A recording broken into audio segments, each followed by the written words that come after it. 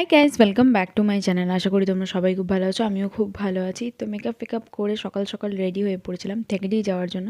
আর আমার ঠোঁটের হালত বহুতই খারাপ ছিল, কারণ ইনফেকশনটা মুখ থেকে তারপর ঠোঁটে হয়ে গেছিলো, যেটার জন্য আমার অবস্থা খুবই খারাপ চলছিল, কি বলবো আর।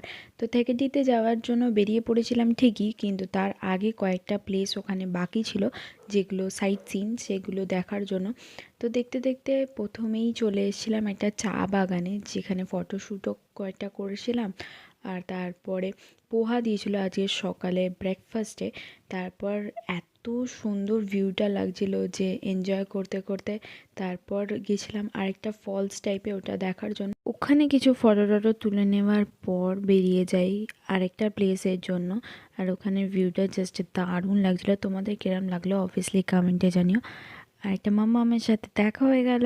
আর ভিডিওটা ভালো লেগে থাকলে like, share and subscribe. Next ভিডিওর জন্য ওয়েট করো। টাটা।